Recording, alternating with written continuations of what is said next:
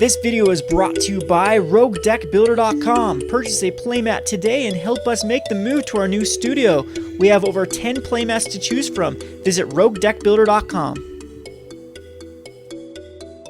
Hi there, this is Kevin with Roguedeckbuilder.com, here with match number 1 with our Duskmantle Aggro deck. This is definitely keepable hand. We have the Ornithopter Illusionary Angel, we have Far and Away, so control, we got a Mutavault, Watery Grave. It definitely looks like it's going to be a potentially amazing hand, depending on what kind of deck. If we're going up against some sort of like mid-range creature-based deck, I really like this.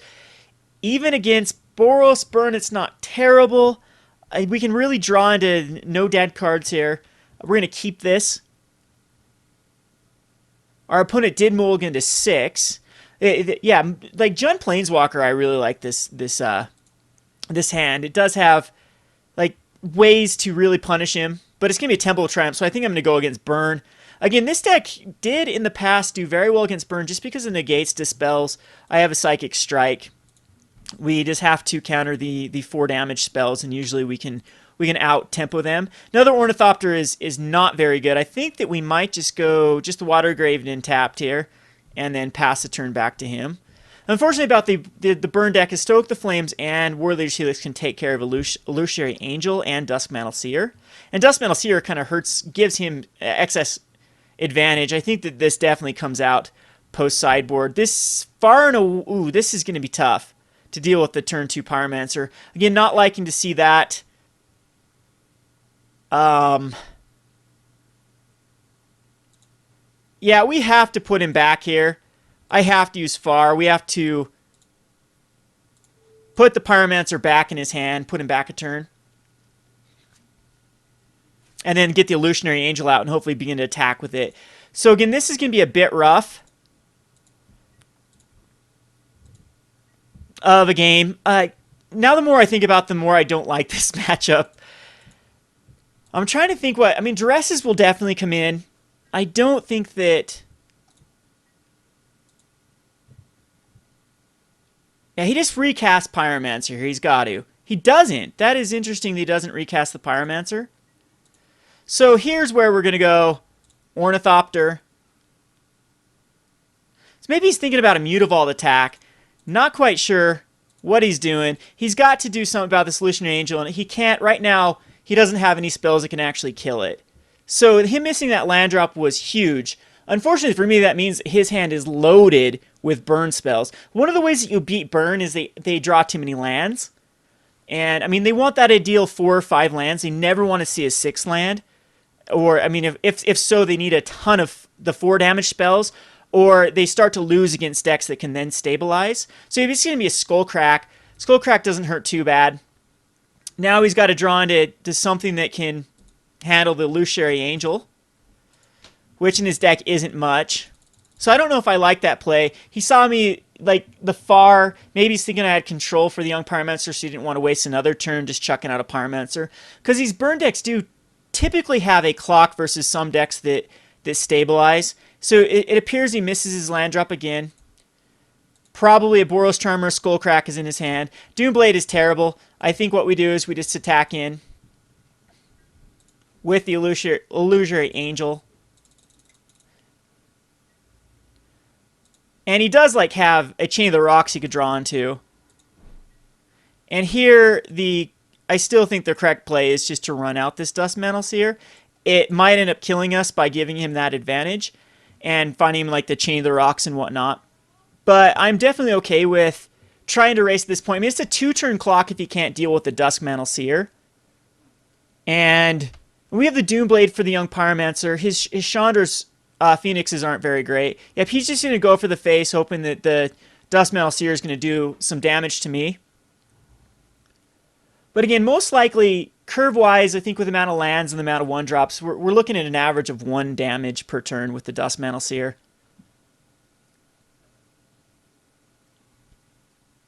And again, he can take some... I think his converted mana cost is actually higher with Stoke the Flames and Warleader's Helix and whatnot. So this does find us nothing, just a Mutavault. That's awesome. And what did it find him? Found him a Chain of the Rocks, which you can't cast till next turn. So we'll go ahead and throw out this Mutavault.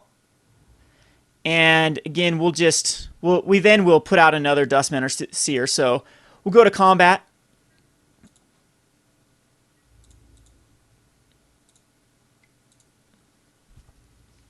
And he's down to an 8.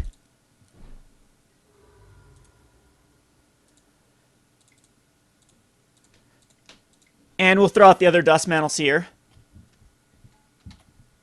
And we kind of weird here. So if he Boros Charms here, no, Lightning Strike him down to 11. He's probably, what I would do if I was him is I would go for the face here, and hopefully that I just draw like double 4-drops or something. But Duskmantle Seer could actually kill him in the upkeep.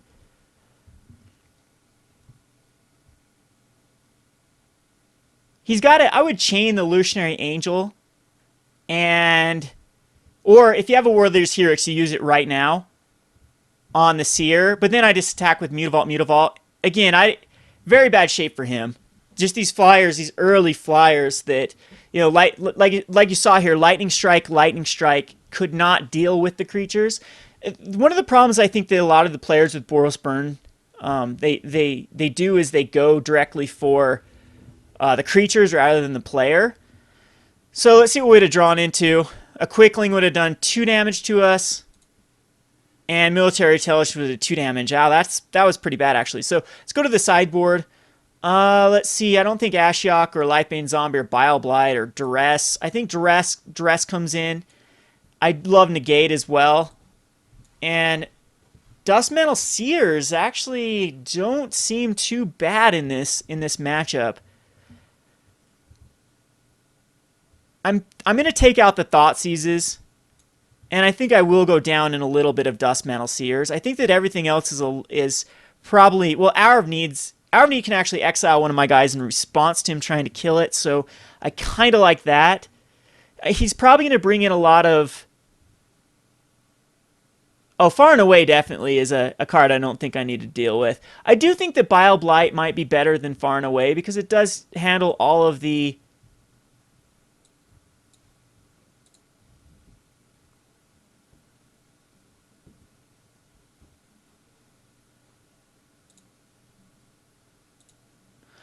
it does...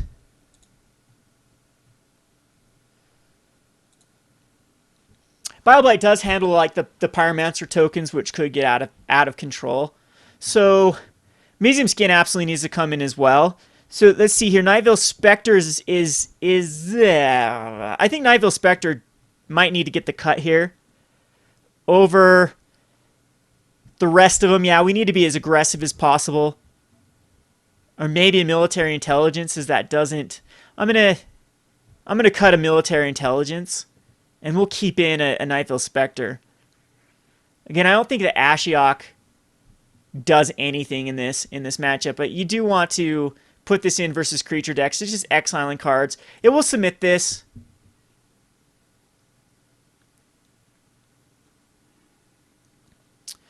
Not a terrible hand.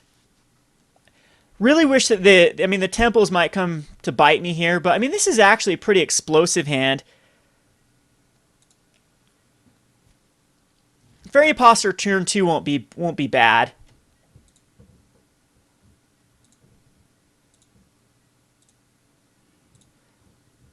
So we'll Temple of Deceit here. I am going to put this on the bottom. We don't need a swamp for any reason. We'll go ahead and pass it to him. I'm hoping a Pyromancer doesn't come out here. No, it does not. Okay, so he has to scry. So we're basically in pretty similar scenarios. But what I'm going to do here is I'm going to chuck out actually a Cloudfin Raptor. And then an Ornithopter.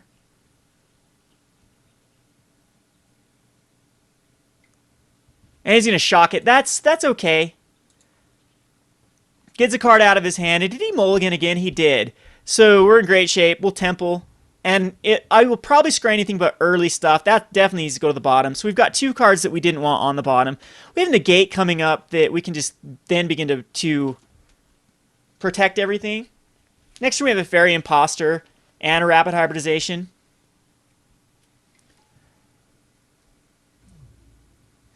So Phoenix, we're going to be taking 2. Another Temple of Deceit. Again, I'm okay with that.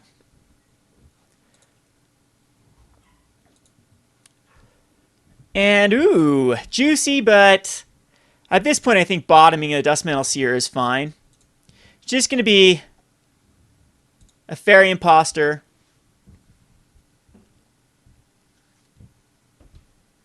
And probably a Gnarled Scarhide. No, I want to keep up a rapid hybridization at this point.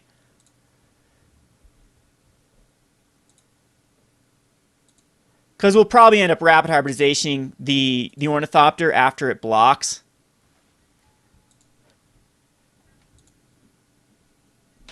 One more mana and Mr. Scarhide can actually be bestowed, which is pretty decent versus his deck because it buffs up a creature that then he'll have to kill and then he'll have to re-kill it. So, I mean, it could keep up rapid hybridization for any sort of Searing Blood.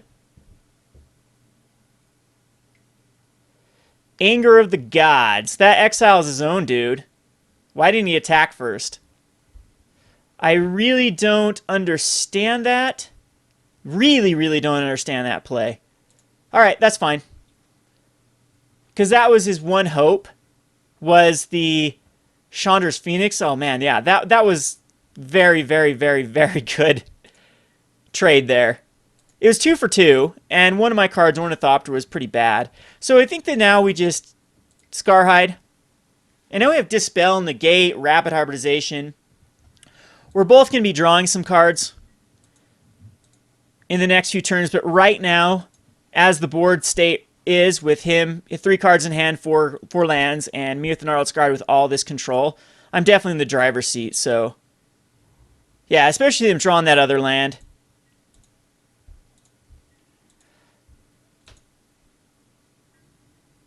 So we'll just tempo him out.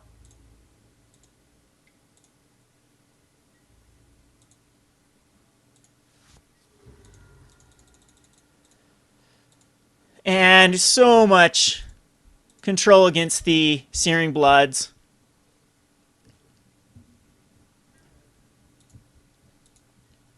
Wonder what he has in his hand.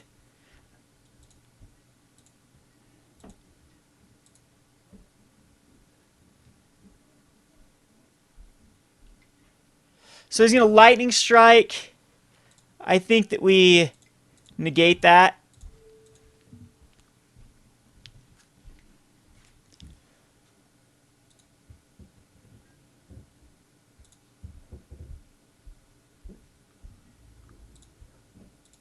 And this is exactly how a tempo deck performs.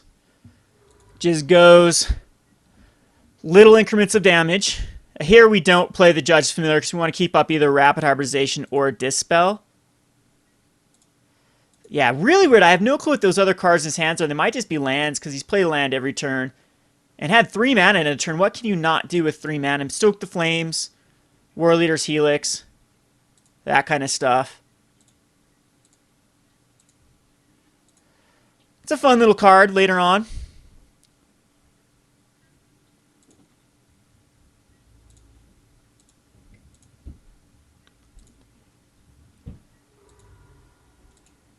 At this point, we do run out the Judge's Familiar.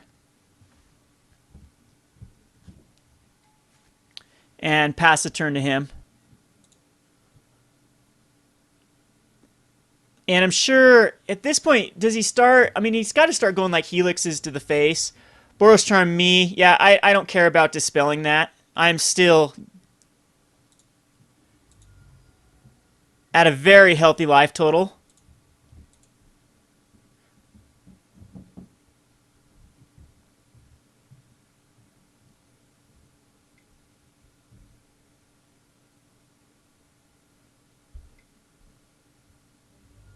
And Spark Trooper is going to get Doombladed.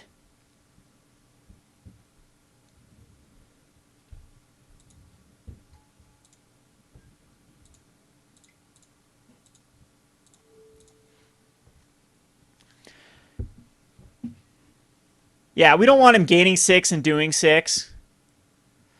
And now I can counter anything with the Judge's Familiar if he was trying to shock the Gnarled Scarhide. Illusionary Angel's kind of cool. We can cast that whenever. But again, it's just going to be little increments of damage.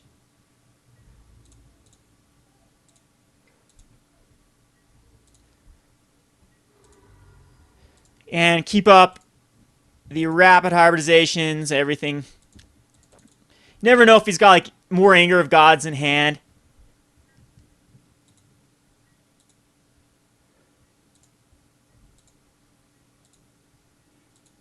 There's a Watery Grave.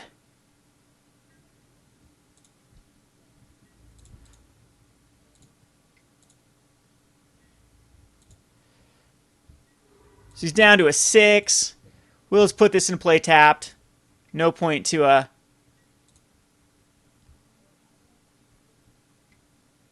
this is a Warrior Leader's Helix, the card that I counter is a Warrior Leader Helix for sure. If he's just going to go straight for the face, I'm okay with 4 damage. Yeah, definitely okay with that. I have to worry about more Spark Troopers. Spark Troopers are getting scary. Now here I could go for the kill by rapid hybridizationing both my dudes. But I'm hoping he tries to do something here at the attack phase. And then I could rapid hybridize it, and then I can cast maybe an Angel and keep up a Dispel still. But still, I think we just sit back here, do nothing. He's staring down lethal. Definitely going to negate or Dispel. Negate this. And 1 card left in hand.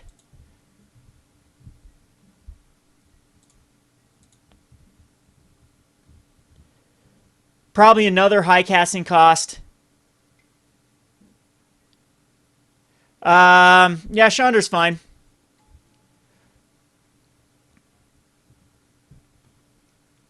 He's going to go after the Scarhide here. And we'll hybridization it. And we should see a concession here. He's got 2 mana. We can still Lightning Strike it.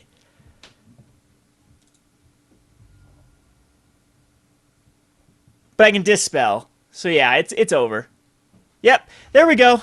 Again, he mulliganed both games, and we got bomb hands both games, but still, really like that matchup actually now that I play it post-sideboard, especially with the Dispels and Negates and whatnot. It seemed to tear through him pretty easily. Anyway, we'll go on to a few more matches. Again, I'm going to try to do 3 per these top 10 lists. And hope you enjoyed this match. Again, feel free to comment in the comment section below. This is Kevin with Roguedeckbuilder.com. Thanks for watching.